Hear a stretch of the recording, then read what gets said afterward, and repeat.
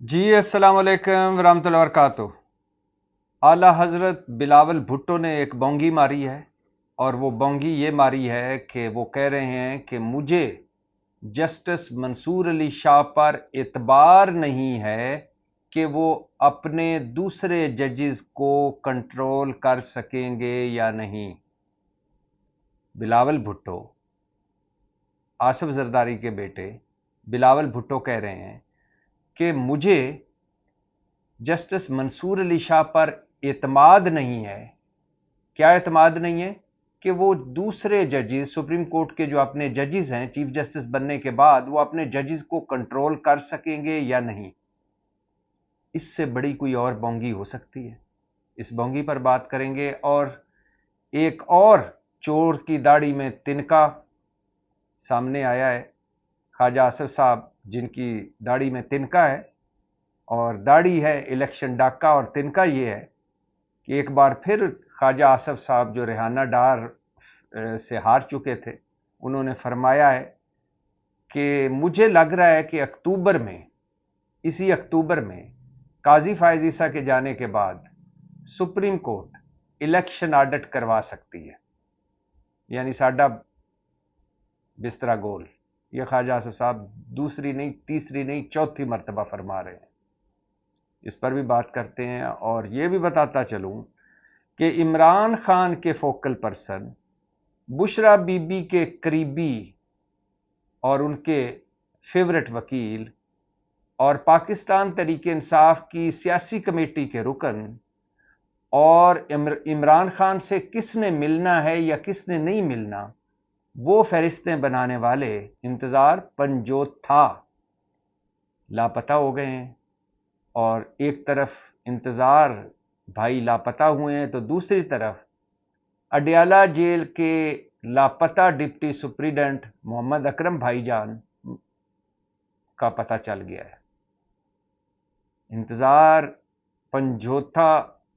कैसे लापता हुए, क्यों लापता हुए, और मोहम्मद अकरम 2 माह के बाद कहां नमूदार हुए, इस पर भी बात करते हैं। और इस पर भी बात करनी है कि इमरान खान की सेहत के हवाले से पाकिस्तान तहरीक इंसाफ में पाई जाती है तशवीश, और हुकूमत को चाहिए कि मुलाकातों पर तो पाबंदी लगाई है, ठीक है, लेकिन इमरान खान की सेहत के हवाले से कोई वाजे पॉलिसी या वाजे बयान दे, ताकि पाकिस्तान तहरीक इंसाफ की जो तशवीश है वो ख़त्म हो सके। इस पर भी बात करते हैं, लेकिन सबसे पहले बात कर लेते हैं आला हजरत बिलावल भुट्टो की बोंगी पर। बिलावल भुट्टो ने बोंगी मारी है कि मुझे जस्टिस मंसूर पर एतमाद नहीं कि वो सुप्रीम कोर्ट के दूसरे जजेस को कंट्रोल कर सकेंगे। अब एक सियासतदान, वो भी जो मुंह में सोने का चमचा लेकर पैदा हुआ है, और जो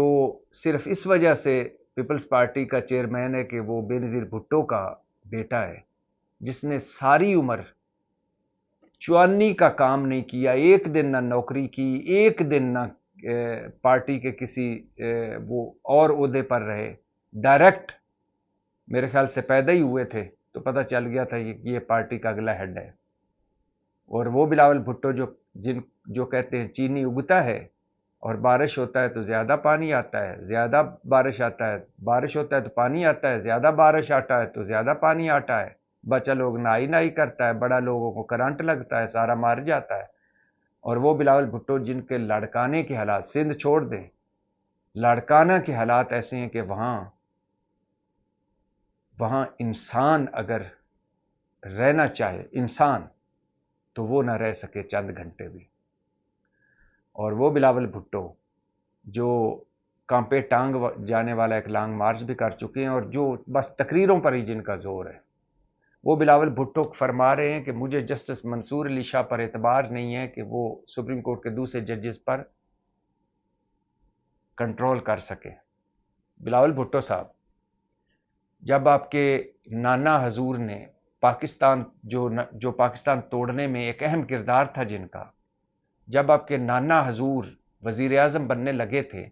तो किसी जज, मतलब किसी मंसूर अली शाह ने यह कहा था कि हमें जुल्फ़िकार अली भुट्टो पर اعتماد نہیں ہے کہ وہ باقی ماندہ جو پاکستان ہیں ان کے حالات کنٹرول کر سکیں گے کہ یا نہیں۔ اور پھر آپ کی والدہ محترمہ بے نظیر بھٹو صاحبہ جب پہلی یا دوسری مرتبہ وزیر اعظم بنی تھیں تو کسی منصور علی شاہ نے کہا تھا کہ ہمیں بے نظیر بھٹو کی ناتجربہ کاری کو دیکھتے ہوئے یہ اعتماد نہیں ہے کہ وہ ملک چلا سکیں گی کہ یا نہیں۔ پھر آپ کے والد محترم جن پر کرپشن سمیت بھانت بھانت کے طرح طرح کے الزامات ہیں، جب وہ پہلی دفعہ یا دوسری دفعہ صدر بننے لگے تھے ملک کے، تو کسی منصور علی شاہ نے کہا ہو کہ ہمیں صدر زرداری صاحب کی جو شاندار ماضی اس کو دیکھتے ہوئے اعتبار نہیں ہے، اعتماد نہیں ہے کہ وہ ملک کے سپریم کمانڈر ہونے کے اہل ہیں کہ نہیں۔ اور پھر جب ایک مشکوک وصیت پر آپ کے والد محترم نے پارٹی سنبھالی تھی تو اس وقت کسی منصور علی شاہ نے کہا تھا کہ ہمیں آصف علی زرداری پر اعتبار نہیں ہے کہ یہ ان کی وصیت ٹھیک ہے یا نہیں، اور یا وہ پارٹی چلا سکیں گے، بھٹو کی پارٹی چلا سکیں گے کہ نہیں۔ اور پھر جب آپ بنا میرٹ کے وزیر خارجہ بن گئے تھے تو کسی منصور علی شاہ نے کہا تھا کہ ہمیں بلاول بھٹو کی ناپختہ پن اور میرٹ کی دھجیاں بکھیر کر جو وزیر خارجہ بنا ہے بلاول، اور ہمیں اس پر اعتبار نہیں ہے کہ وہ ملک کی خارجہ پالیسی چلا سکے گا یا کنٹرول کر سکے گا یا نہیں کہا تھا۔ کسی منصور علی شاہ نے نہ آپ کے نانا، نہ آپ کی والدہ، نہ آپ کے والد، نہ آپ کو کہا۔ کیوں نہیں کہا؟ کیونکہ یہ ان کا کام نہیں ہے۔ جب ان کا کام یہ نہیں ہے تو آپ کیوں ان کے کام میں ٹانگ اڑا رہے ہیں اور زبان اڑا رہے ہیں؟ اپنی ٹانگ اور اپنی زبان کو کنٹرول میں رکھیں اور اپنی حد میں رہیں۔ اور کوئی بھی سیاستدان، کوئی بھی پارلیمنٹیرین، کوئی بھی پارٹی ہیڈ مادر پیدر آزاد گفتگو نہیں کر سکتا۔ مہربانی فرمائیں سپریم کورٹ کے ججز کو ہینڈل کرنے دیں، اور یہ جو سپریم کورٹ پر آپ خودکش حملے کرنے جا رہے ہیں اس سے پرہیز فرمائیں۔ اور جب بلاول بھٹو کی بونگی کی بات ہو تو چور کی داڑھی میں تنکا، خواجہ آصف صاحب نے چوتھی مرتبہ فرمایا ہے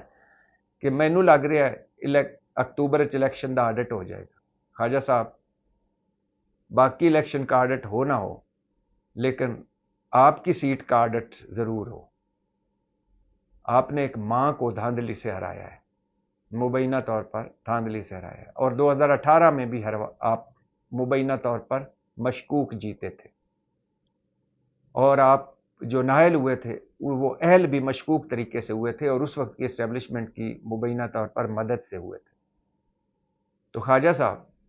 میں تو جب یاسمین راشد کو دیکھتا ہوں اور پھر نواز شریف صاحب کو رنگ برنگے مفرل پہنے دیکھتا ہوں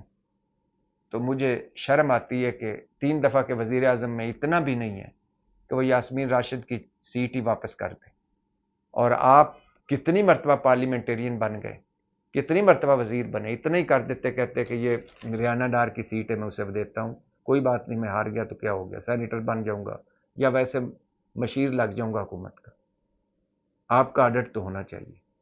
اور یہ جو ماؤں کو ہرانے کا روایت ہے، یہ فیلڈ مارشل محمد ایوب خان نے سے شروع ہوئی، جن کے ساتھی اور ہم نوالا و ہم پیالہ اور بیٹے بنے ہوئے تھے بھٹو صاحب، دونوں نے مل کر مادر ملت مطلب قوم کی ماں فاطمہ جناح کو دھاندلی سے ہرایا، اور اس کے بعد ماؤں کو ہرانے کا دھاندلی سے سلسلہ چل پڑا۔ تو خواجہ آصف صاحب فرما رہے ہیں کہ الیکشن آڈٹ ہو سکتا ہے۔ اللہ کرے الیکشن آڈٹ ہو اور یہ جو جعلی اور فارم 47 کی حکومت ہے یہ گھر جائے اور عوام کا اصلی مینڈیٹ واپس آئے۔ جب عوام کے اصلی مینڈیٹ کی بات کریں تو عمران خان یاد آتے ہیں، اور جب عمران خان کی بات کریں تو عمران خان کے فوکل پرسن انتظار پنچوتا کی بات کر لیتے ہیں۔ انتظار پنچوتا آپ کو پتہ ہے ان 4 لوگوں میں شامل ہیں جو عمران خان سے ملاقات کی لسٹیں بناتے تھے۔ شبلی فراز، عمر ایوب، شیخ وقاص اکرم، اب پہلے رؤوف حسن تھے، اب شیخ وقاص اکرم اور انتظار بھائی، یہ 4 لوگ لسٹیں بناتے تھے عمران خان سے ملنے والوں کی۔ اور انتظار صاحب وکیل جو ہیں یہ بشرا بی بی کے ایکچول وکیل ہیں، یہ لیکن بشرا بی بی کے قریب ہیں اور بڑے فیورٹ وکیل ہیں۔ جب وہ بنی گالہ میں تھی تو ان کو بنی گالہ میں بھی ملا کرتے تھے. سارے کیس ان کے تقریباً یہی لڑ رہے ہیں اور عمران خان کے بھی قریب ہیں. اور ان کے بھائی نعیم جو ہے وہ عمران خان کے وکیل ہے اور یہ بشا بی بی کا وکیل ہے, اور یہ پاکستان تحریک انصاف کی سیاسی کمیٹی کے رکن بھی ہیں اور عمران خان کے فوکل پرسن بھی ہیں. اور یہ عمران خان سے جیل میں آخری ملاقات کرنے والے بھی یہی تھے. اور عمران خان کا یہ پیغام کہ احتجاج جاری رکھیں اپنی پارٹی کو, انہوں نے باہر آ کے بتایا تھا. اور اس کے علاوہ عمران خان کے اہم پیغامات پاکستان تحریک انصاف کی پارٹی قیادت تک بھی یہی پہنچاتے تھے. اور مزے کی بات ہے کہ عمران خان پر جو 18 اکتوبر تک حکومت نے پابندی لگائی ہے ملاقات پر, اس کے خلاف اسلام آباد ہائی کورٹ میں توہین عدالت کی درخواست بھی انہوں نے دی تھی, کیونکہ اسلام آباد ہائی کورٹ کی اجازت سے عمران خان وکیلوں کو, خاندان والوں کو اور پارٹی سیاستدانوں کو مل رہے تھے. اور جب پابندی لگائی تو یہ اسلام آباد ہائی کورٹ میں توہین عدالت کی درخواست لے کر آئے. اور جس اسلام آباد ہائی کورٹ میں آج ان کی توہین عدالت کی درخواست سنی جانی تھی, اس میں ان کی گمشدگی کی درخواست سنی گئی. اور فواد چودھری کے بھائی فیصل چودھری وہاں انتظار صاحب کی نمائندگی کر رہے تھے اور کہہ رہے تھے کہ گزشتہ سپہر 4 بجے سے پہلے ہم نے اکٹھے کافی پی اور اس کے بعد اسلام آباد کے F6 ایریا سے انتظار لاپتہ ہو گیا اور ابھی تک ان کا کوئی پتہ نہیں. تو چیف جسٹس عامر فاروق جو اس کیس کی سربراہی کر رہے تھے یا سماعت کر رہے تھے, اس کیس کو سن رہے تھے, انہوں نے کہا کہ آپ تھانے میں رپورٹ درج کروائیں, اور آئی جی اسلام آباد کو انہوں نے ذاتی حیثیت میں طلب کر لیا ہے کل. تو انتظار پنچھوتا لاپتہ ہو گئے ہیں, اور ان کے لاپتہ ہونے کی ایک وجہ جو سمجھ آتی وہ کیا ہے اس پر بھی بات کرتے ہیں. میں اس بات چیت اس ولاگ کے اینڈ پہ بات کروں گا,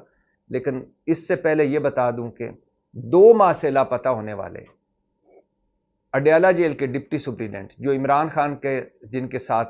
کے ساتھ جن کی ڈیوٹی تھی اور جن پر الزام لگا تھا کہ یہ عمران خان کو موبائل فراہم کرتے ہیں اور عمران خان اور جنرل فیض حمید کے درمیان رابطہ کار ہیں اور عمران خان کے پیغامات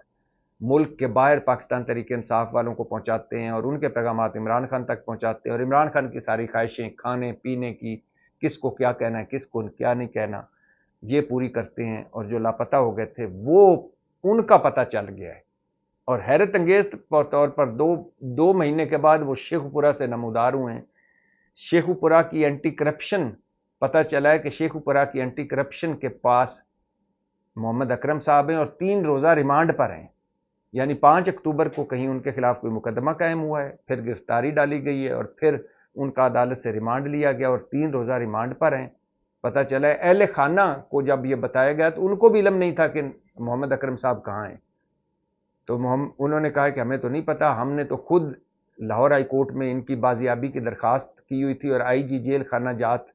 بھی پیش ہوئے تھے, اور اب 11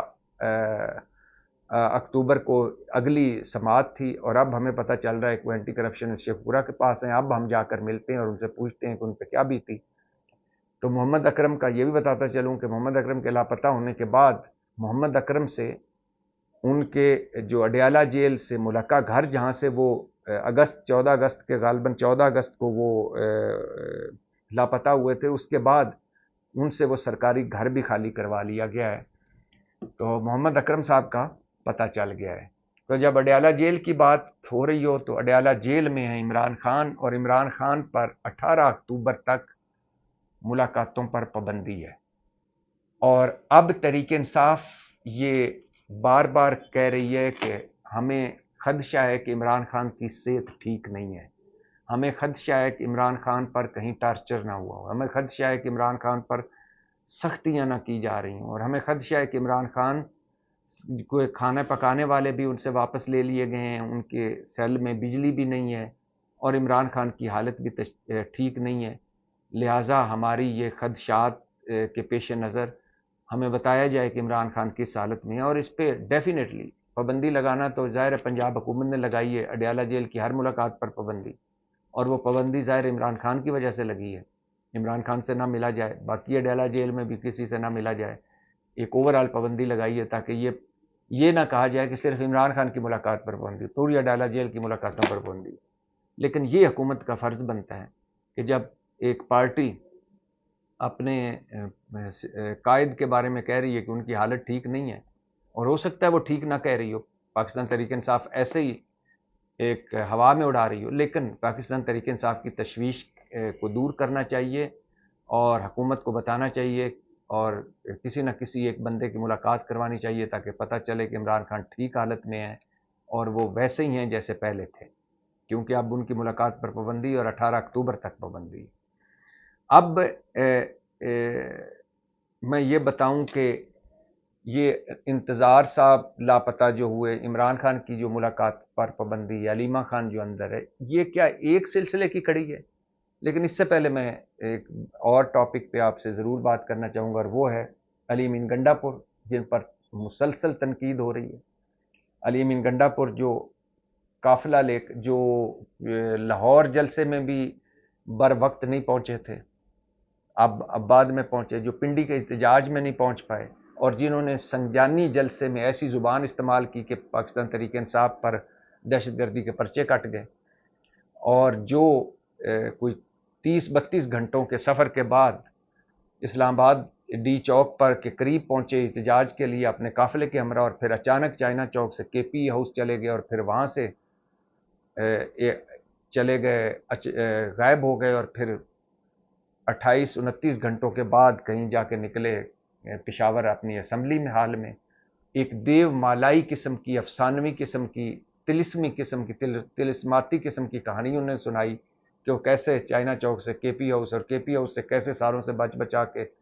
چھپے، اور پھر کیسے نکلے، اور پھر کیسے منزل در منزل مارتے وہ پشاور پہنچے۔ جو کہانی علی امین گنڈا پور نے سنائی ہے، اس کہانی کے مطابق علی امین گنڈا پور یعنی چائنا چوک سے کے پی ہاؤس، کے پی ہاؤس سے چائنا چوک سے کے پی ہاؤس، کے پی ہاؤس سے پشاور اسمبلی ہال میں 3 بندے ہی پہنچ سکتے ہیں علی امین گنڈا پور کی کہانی کے مطابق، ایک سپر مین، ایک سپائڈر مین، ایک بیٹ مین۔ اس کے علاوہ اس طرح جس طرح علی امین گنڈا پور بتا رہے ہیں وہ نہیں پہنچا جا سکتا۔ خیر، ان پر ایک تنقید تو یہ ہو رہی ہے کہ انہوں نے کارکنوں کو اکیلا چھوڑا اور وہ بر وقت کہیں بھی نہیں پہنچ پاتے، اور جب پہنچے تو غائب ہو گئے۔ دوسرا ان پہ کہانی یہ، ان پہ تنقید یہ ہو رہی ہے کہ جو کہانی وہ سنا رہے ہیں وہ جھوٹی ہے، سچ کیا ہے یہ نہیں بتاتے۔ تیسری وہ کہانی یہ جو تنقید ان پہ ہو رہی ہے کہ وہ وکٹ کے دونوں طرف کھیل رہے ہیں، میچ فکس کر کے کھیل رہے ہیں۔ چوتھی ان پر تنقید یہ ہو رہی ہے کہ خیبر پختونخوا کے جو حالات ہیں ان پر ان کا فوکس نہیں ہے، وہ ہر روز بندے لیتے ہیں، کبھی لاہور، کبھی لیفٹ، کبھی رائٹ، کبھی دائیں، اور جذباتی تقریریں اور بڑکیں، کبھی کسی گریڈ اسٹیشن میں پہنچ گیا، کبھی ادھر اس کو دھمکی، کبھی اس کو دھمکی۔ وہ گورننس پر فوکس نہیں کر رہے اور خیبر پختونخوا کے مسائل پر فوکس نہیں کر رہے، اور اس کی تازہ مثال ہے حال ہی میں کالعدم ہونے والی جو پی ٹی ایم ہے، جو کالعدم کی گئی حکومت کی طرف سے، اس کا قومی جرگہ وہ بلانا چاہتے ہیں 3 دنوں کے لیے، اور ظاہر ہے وہ کالعدم ہوئی ہے تنظیم تو وہ نہیں جلسہ جلوس کر سکتی، اور پشاور ہائی کورٹ نے بھی اجازت نہیں دی، تو اس پر جو حالات وہاں تشویشناک خبریں آ رہی ہیں، اس پہ بھی جو کے پی حکومت ہے ٹھنڈ پروگرام ہے یا پتہ نہیں اتنا فوکس نہیں کر پا رہی۔ اس کے علاوہ جو دہشت گردی کے حوالے سے معاملات ہیں ان پر بھی نہیں، تعمیر و ترقی ان پر بھی نہیں۔ تو علی امین گنڈا پور ایک تو ویسے اپنے زبان کی وجہ سے، اپنے ایکشنز کی وجہ سے، اور اپنے آڑیوں جاڑیوں کی وجہ سے تنقید میں، اور دوسرا خیبر پختونخوا کے پی میں ان کے خلاف گروپ بندی بھی ہے، گروہ بندی بھی ہے۔ پہلے تو ان پر یہ تنقید کی جاتی کہ جتنے بھی وزیر اعلیٰ کے امیدوار تھے وہ پورے سرات طور طریقے سے ہار گئے، اور ان کو سنا جا رہا ہے، پارٹی کہتی ہے کہ علی امین گنڈا پور کا بڑا ہاتھ ہے ان کو ہروانے میں، اور اب جو باقی رہ گئے ہیں جو خیبر پختونخوا کے وزیر اعلیٰ بن سکتے ہیں، امیدوار ہو سکتے ہیں، وہ سارے معاذ سنبھال کے بیٹھے ہیں علی امین گنڈا پور پر۔ تو علی امین گنڈا پور صاحب اس وقت پلسرات پہ چل رہے ہیں، دیکھتے ہیں کیا ہوتا ہے۔ اور اب میں واپس آتا ہوں، آپ کو بتاتا ہوں کہ یہ جو کیا ہو رہا ہے سارا اوورآل، یہ ہو رہا ہے جی، میں نے پہلے بھی آپ کو بتایا تھا، ایک تو شنگھائی کانفرنس کے لیے ایک ماحول سخت کر دیا گیا پاکستان تحریک انصاف کے لیے، اور دوسرا آئینی ترامیم پیکج منظور کروانے سے پہلے تحریک انصاف کو اس طرح سیٹل کیا جا رہا ہے یا اس طرح کریک ڈاؤن ہو رہا ہے کہ یہ اس وقت کوئی رد عمل خاص نہ دے سکے. اس لیے سب سے پہلے عمران خان کی ملاقات پر 18 اکتوبر تک پابندی لگا دی گئی ہے، اور سنا جا رہا ہے 18 اکتوبر کو ہی آئینی ترمیم منظور کروانے کے لیے قومی اور اسمبلی اور سینٹ کا اجلاس بلایا جا رہا ہے. تو ادھر شنگھائی کانفرنس ختم ہوگی، ادھر آئینی ترمیم کا مشن امپاسبل شروع ہو جائے گا. تو عمران خان پر ملاقاتوں پر پابندی ہوگی، اور کوئی نہ عمران خان سے مل پائے گا، نہ عمران خان کو کوئی بیان باہر آئے گا، نہ کوئی احتجاج ہوگا، نہ کوئی جلسہ ہوگا، نہ کوئی جلوس ہوگا. دوسرا انتظار پنچھوتا، چونکہ بشرا بی بی کے بھی وکیل ہے اور عمران خان کے بھی سیاسی کمیٹی میں بھی تھے، فوکل پرسن بھی تھے، اور اڈیالہ کی ملاقاتوں کے روح رواں بھی تھے، اور ہائی کورٹ میں درخواست بھی لے کے آئے تھے کہ عمران خان کی ملاقاتوں پر پابندی ہٹائی جائے. تو لہٰذا ان کو بھی وہ بھی سائیڈ پہ ہو گئے، ان کا وہ بھی لاپتہ ہو گئے یا گرفتار ہو گئے، مطلب وہ چینل بھی بند ہو گیا عمران خان کا. تیسرا جو ایکٹیو چینل تھا وہ علیمہ خان تھی، جو پارٹی ورکروں سے ملاقاتیں کر رہی تھیں، بیانات دے رہی تھیں، تنقید کر رہی تھی حکومت پہ، وہ بھی اندر ہے، وہ بھی چینل بند ہو گیا. اور چوتھا پارٹی قیادت کے خلاف کریک ڈاؤن ایسا ہوا ہے کہ وہ پارٹی قیادت پتہ نہیں کہاں ہے، کدھر ہے، وہ بھی سلسلہ تمام ہو گیا. اور پانچواں اتنے پرچے اور اتنے مقدمے اور اتنی گرفتاریاں اور اتنے چھاپے پڑے ہیں کہ اس وقت ساری پاکستان تحریک انصاف جو ہے نا وہ ایک حصار میں ہے. تو وہ بھی ہو گیا. اس کے علاوہ کے پی ہاؤس سیل کر دیا گیا تاکہ یہاں بھی کوئی ایکٹیویٹی نہ ہو، اور کے پی حکومت کے خلاف انکوائریاں بھی ہو رہی ہیں کہ وہ سرکاری وسائل انہوں نے کتنے استعمال کیے، سرکاری گاڑیاں کتنی استعمال کی، اور کیا کیا ہوا. تو لہٰذا یہ ایک خاص قسم کا ہے سارا کچھ، اور اس کی سلسلے ملتے ہیں شنگھائی کانفرنس، اور ڈیفینیٹلی شنگھائی کانفرنس پرامن اللہ کرے خیر و عافیت سے ہو جائے، لیکن اس کے آگے جا کے سلسلے ملتے ہیں آئینی ترامیم کے ساتھ. پاکستان زندہ باد.